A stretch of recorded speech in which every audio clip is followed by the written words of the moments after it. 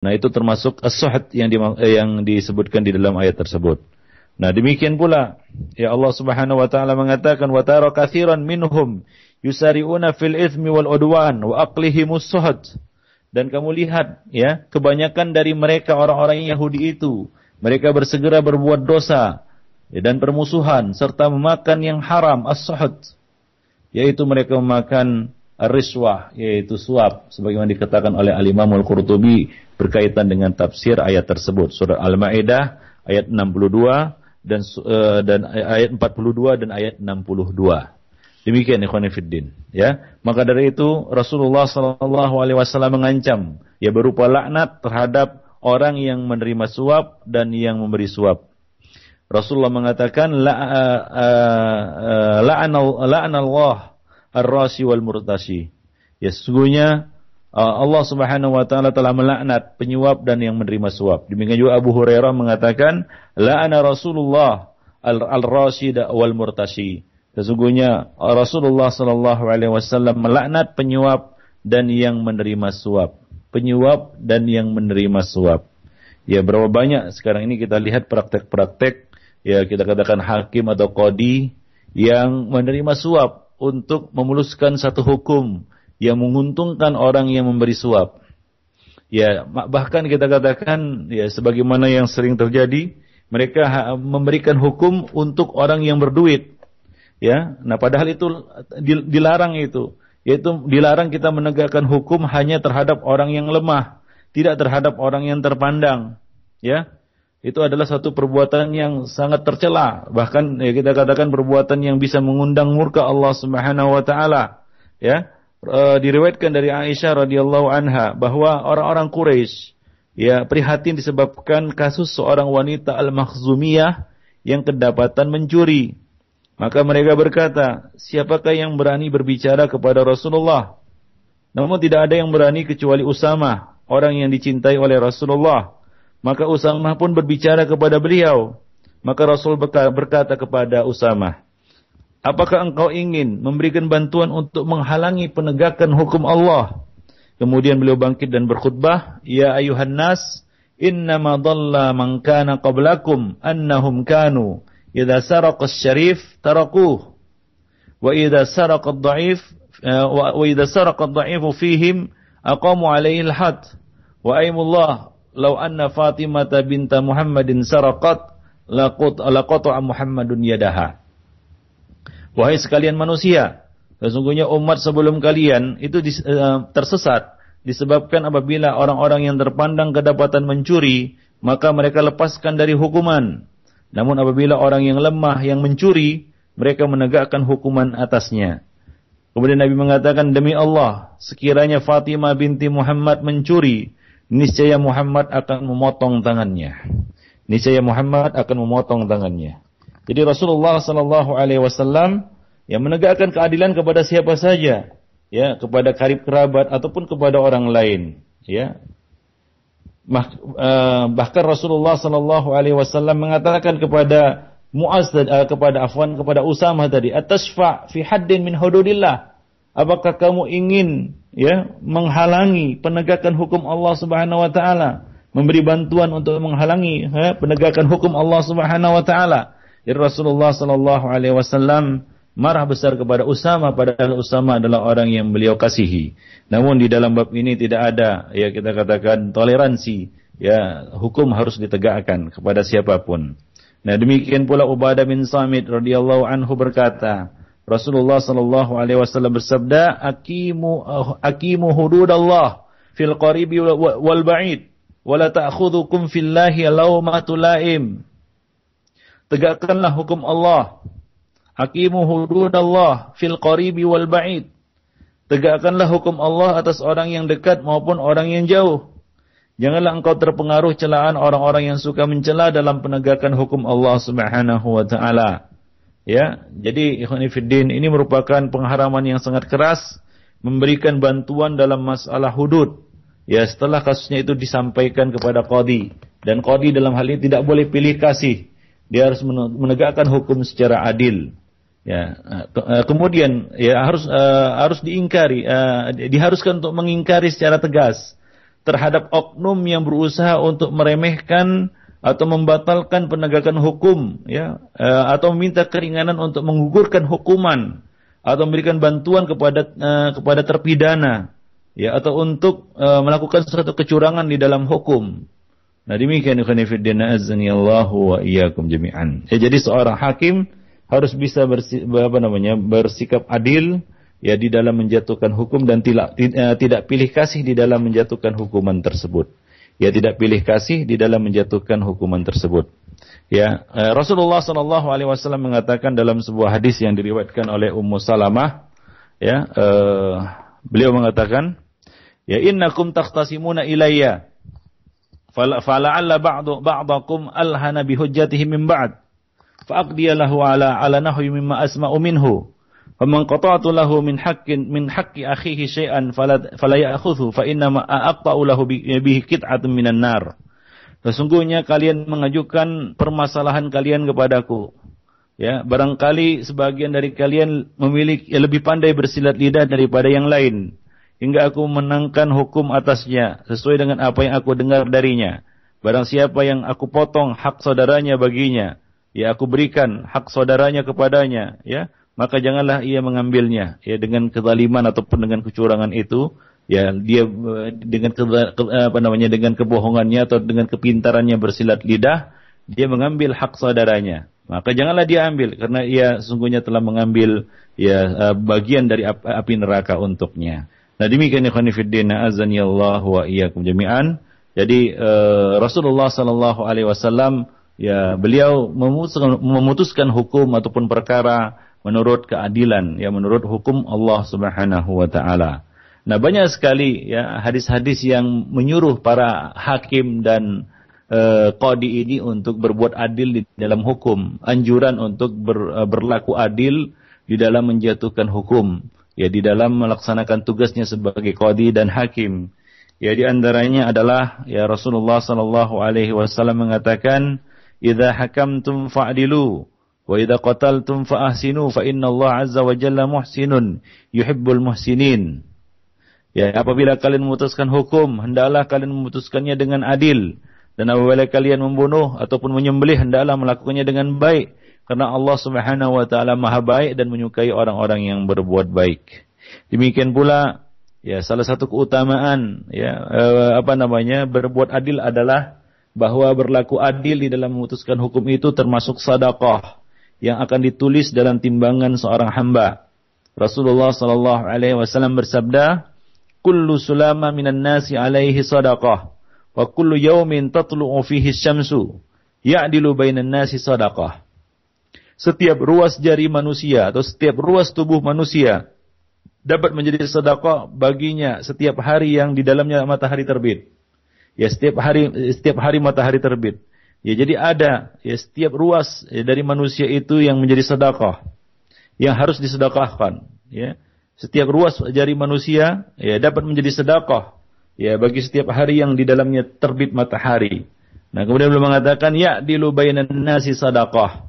Ya, berbuat adil di antara manusia itu adalah sedekah. Ya, berbuat adil di antara manusia itu adalah sedekah. Beliau juga memberitahu bahwa pemimpin yang adil akan terkabul doanya. Ya, hakim, ya, jaksa, qadhi yang adil akan terkabul doanya. Ya, sebaliknya, qadhi, hakim, jaksa yang zalim, yang tidak adil, yang curang, maka tempatnya finnar, tempatnya di dalam neraka.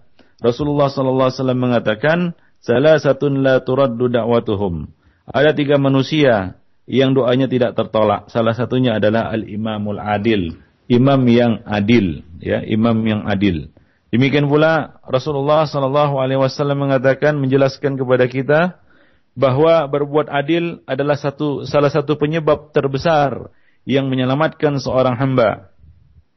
Nabi mengatakan, "Thalathu kaffaratin wa thalathu darajatin wa thalathu munjiyatin wa thalathu muhlikat." Wa ammal munjiyat, 3 penghapus dosa. Ada 3 penghapus dosa, 3 derajat, 3 penyelamat, dan 3 perusak. Kemudian Nabi mengatakan, adapun wa ammal munjiyat fal adlu fil ghadabi war ridha. Adapun 3 penyelamat, 3 yang mendatangkan keselamatan adalah bersikap adil, berlaku adil ketika marah dan ketika senang. Ya, ketika marah dan ketika senang. Ya, demikian pula Rasulullah sallallahu alaihi wasallam menggambarkan ya seorang yang adil atau imam yang adil, ya bahwasanya dia dalam perlindungan Allah Subhanahu wa taala. Dia berada di dalam naungan Allah di mana tidak ada naungan pada hari itu kecuali naungannya. Ada 7 orang, kata Nabi, yang berada di bawah naungan Allah Subhanahu wa taala, ya fi yaumin la dhilla illa dhilluh, yang tidak ada naungan kecuali naungan Allah Subhanahu wa taala pada hari itu. Salah satunya adalah al-imamul adil, imam yang adil. Ya, demikian pula orang-orang yang adil akan Allah Subhanahu wa taala buatkan mimbar-mimbar dari cahaya. Innal muqsitina indallahi ala manabira min nur. Sesungguhnya orang-orang yang adil di sisi Allah berada di atas mimbar-mimbar cahaya. Mereka adalah orang-orang yang berbuat adil dalam hukum, keluarga dan apa-apa yang dikuasakan kepada mereka. Alladzina ya'diluna fi hukmihim wa ahlihim wa ma wallu. Mereka adalah orang-orang yang berbuat adil di dalam menjatuhkan hukum ya terhadap keluarga dan apa yang dikuasakan kepada mereka. Ya, demikian juga Rasulullah sallallahu alaihi wasallam memberitahu bahwa ya imam yang adil, qadi dan hakim yang adil adalah para penghuni surga.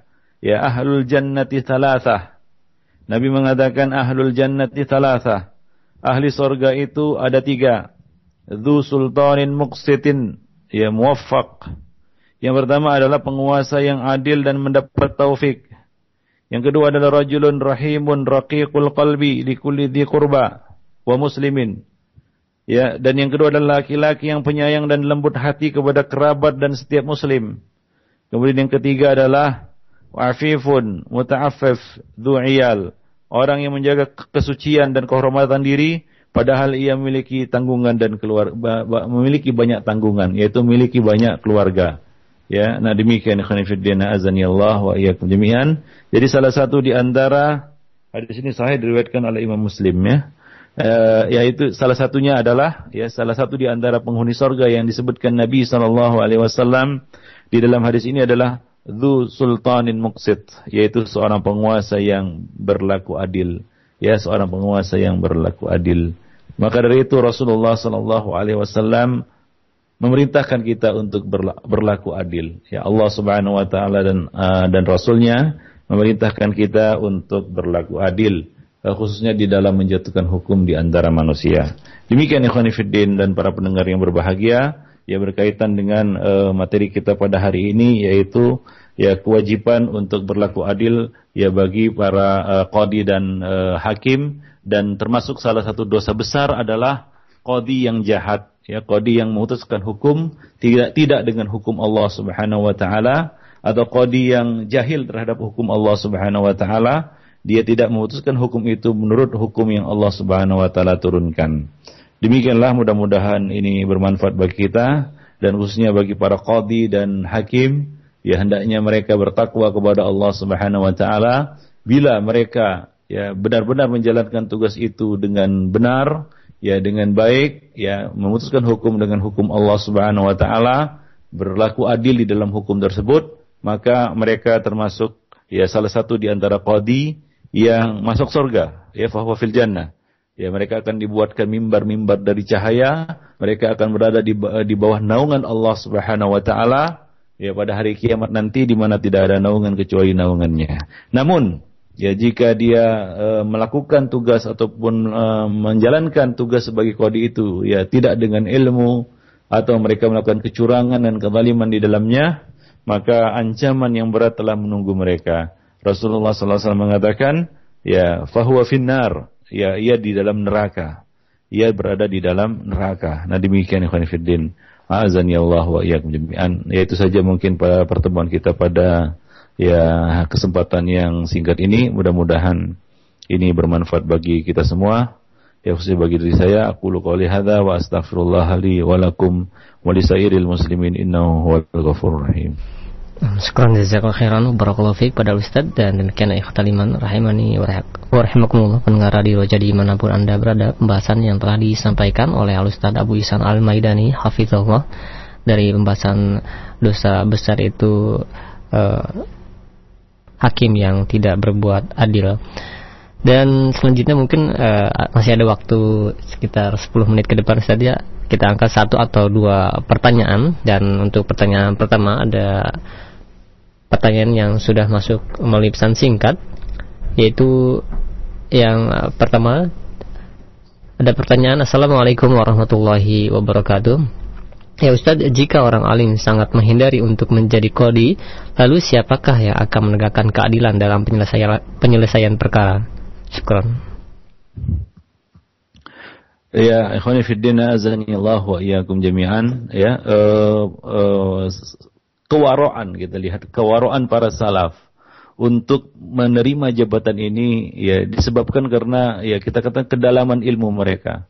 Sikap para salaf yang menjauhi jabatan ini itu merupakan kita katakan cerminan ya dari sifat wara' mereka dan dalamnya ilmu mereka, sebagaimana dikatakan oleh Ayub As-Sikhtiyani tadi, ya aku dapati orang yang paling alim adalah orang yang paling menghindari jabatan itu. Artinya kalau ada orang lain yang bisa menanganinya, maka mereka mencukupkan diri dengan itu. Jadi mereka tidak berambisi untuk mendapatkannya. Mereka justru kalau bisa tidak terlibat di dalamnya atau tidak jatuh di dalamnya. Ya sebagaimana yang dikatakan oleh Ibnu Hajar di dalam kitab Az-Zawajir, dia mengatakan wal hasil anna hadzal mansab akhtarul manasib. Dan wal hasil, kata beliau, kesimpulannya bahwa jabatan ini merupakan jabatan yang paling berbahaya. Ya, wa afdhaul mata'ib, dan merupakan beban yang sangat berat. Ya, bahkan beliau mengatakan aku telah menulis ya satu buku khusus berkaitan dengan qudatus su, ya, qadi-qadi yang su, ya, di sebuah ya buku karangan khusus yang aku namakan Jamrul al-Qadha liman tawalla al-qadha. Nah, demikian. Beliau mengatakan wa dzakartu fihi ahwalahum al-fadhi'ah wasyani'ah. Aku sebutkan di dalam buku itu keadaan dan kondisi para hakim yang jahat itu, yang kondisi yang sangat buruk dan sangat tercela bagi hakim-hakim tersebut. Ya, nah demikian. Jadi beliau telah menulis ya satu karangan khusus berkaitan dengan masalah ini. Nah, jadi ikhwani fiddin, para pendengar yang berbahagia, ya, para salaf dahulu berusaha untuk menjauhkan diri atau menghindari ya jabatan-jabatan seperti ini. Ya, nah demikian. Ya, tapi harus kita ingat juga bahwa di sana ada targhib dari Rasulullah, ada balasan yang besar juga bagi hakim-hakim, qadi-qadi yang berlaku adil di dalam hukum, bahwa mereka akan mendapatkan manabir yaitu mimbar-mimbar min nur, dari cahaya. Ya, mimbar-mimbar dari cahaya yang Allah Subhanahu wa taala buatkan untuk mereka. Innal muqsitina indallahi ala manabir min nur alladzina ya'diluna fi hukmihim. Sesungguhnya orang-orang yang adil di sisi Allah berada di atas mimbar-mimbar dari cahaya. Mereka adalah orang-orang yang berbuat adil di dalam hukum. Ya, jadi ikhwani fiddin, ada targhib juga. Ada balasan yang besar juga bagi yang berlaku adil di dalam hukum. Cuma ini mengisyaratkan kepada kita bahwa berlaku adil di dalam hukum itu adalah suatu pekerjaan yang berat. Harus dilandasi dengan ilmu dan takwa kepada Allah Subhanahu wa taala. Ya, jangan takut di dalam menegakkan hukum Allah Subhanahu wa taala atas celaan orang-orang yang mencela. Ya, sebagaimana kata Nabi tadi, aqimul hududa ya alal qaribi wal ba'id. Ya, tegakkanlah hukum ya kepada orang yang dekat maupun orang yang jauh. Janganlah kamu terpengaruh dengan celaan orang-orang yang mencela. Apalagi godaan dunia. Ikhwani fiddina azanillahu wa jami'an. Sebagaimana pada zaman sekarang ini, ya kita katakan sedikit orang yang mengetahui hukum Allah Subhanahu wa taala, lalu berhukum dengan hukum Allah Subhanahu wa taala. Belum lagi ya kita katakan godaan-godaan dunia, yaitu suap, ya kita katakan dunia, materi yang disodorkan kepada hakim dan jaksa ini untuk ya kita katakan berlaku curang di dalam hukum. Ya, atau untuk membatalkan satu hukum atau mempermainkan hukum. Ya, demikian ikhwan fillah. Ya, kita kenal sekarang ini istilahnya Markus kan gitu, maklar kasus. Ya, bagaimana coba ya para hakim itu berusaha untuk disogok dan lain sebagainya. Jadi berat. Oleh karena itu, ini adalah suatu hal yang sangat berbahaya. Nah, namun bukan berarti ya kita katakan tidak ada fadilahnya bagi yang benar-benar ya Ya, cuma faqalilun mahum. Sangat sedikit qadhi dan hakim yang seperti ini. Nah, demikian. Jadi ya tetap ya harus ada orang yang menanganinya. Ya benar-benar bertakwa, ya benar-benar berilmu dan benar-benar melaksanakan hukum Allah Subhanahu wa taala di dalam hukum tersebut. Wallahu a'lam bishawab. Nah, syukran jazakallahu khairan. Dan selanjutnya kami beri kesempatan satu penelpon di line telepon bagi Anda yang ingin bertanya langsung. Ya, silakan di 0218236543 bagi Anda yang ingin bertanya langsung kepada Al-Ustaz Abu Ihsan Al-Maidani hafizahullah dalam kesempatan pembahasan Al-Kabair ini. Ya, halo. Iya, halo. Mohon dikecilkan Pak radio monitornya. Assalamualaikum. Waalaikumsalam warahmatullahi wabarakatuh. Dengan siapa di mana? Dengan Fatoni di jalan nih, Pak. Silakan Pak Fatoni. Iya, ini ada keyakinan bahwa sebenarnya syariah Islam itu harus ada sarananya gitu kan. Ini berkenaan dengan malah yatimul wajibu ila bihi fawal wajib gitu. Bagi orang yang nggak meyakini itu maka dianggap menolak hukum Allah. Bagaimana ini, Ustaz? Jazakallah. Wassalamualaikum warahmatullahi wabarakatuh. Waalaikumsalam warahmatullahi wabarakatuh. Silakan Ustaz. Ya, bisa bisa saya tangkap pertanyaannya tadi, agak ada trouble. Kira-kira apa tadi pertanyaannya? Iya, kami pun kurang jelas Pak setelah pertanyaan yang disampaikan. Ya, mungkin di pending terlebih dahulu pertanyaan dari penanya dan mungkin akan kami beri kesempatan. Iya betul, ada feedback. Ya mungkin kepada pendengar yang lainnya yang ingin bertanya, ya silahkan dan bisa menghubungi kembali di 0218236543 bagi Anda yang bertanya. Dan alhamdulillah